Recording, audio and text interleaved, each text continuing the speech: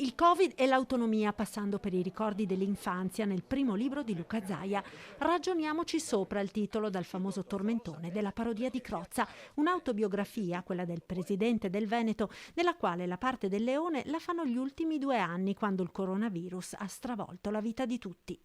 Il Covid è una bestia strana, arriva a febbraio 2021, a noi grazia, c'è brutto termine, a noi ci salviamo. La Lombardia fa una strage, pensate che a Vo non c'è una strage, a Codogno entra, fa una strage. Sì, modelli sanitari diversi, però è anche vero che da noi prende, va a Venezia dopo 4 giorni, c'ho il primo paziente, fa 3 morti, che sono tanti, e sparisce.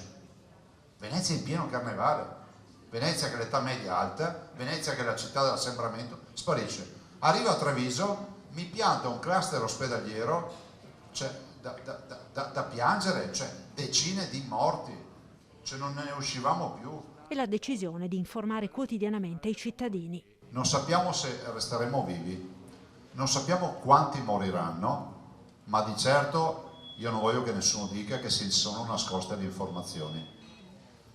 E da lì nasce quel punto stampa. E così Zaia ripercorre mesi difficilissimi, quando le mascherine erano introvabili, ancor meno i respiratori. Siamo riusciti a portare a casa, rispettando le leggi ma non quelle dell'embargo, questo lo possiamo dire, un camion di respiratori della Svizzera. E poi l'altro tema caldo è l'autonomia. Vi confermo che stiamo andando avanti a sprombattuto con il ministro Gelmini per cercare di trovare un punto di equilibrio per una legge quadro, che non è la migliore delle soluzioni, però può essere la soluzione per riuscire ad andare a firmare un'intesa. E di certo noi firmiamo solo se l'autonomia è autonomia vera.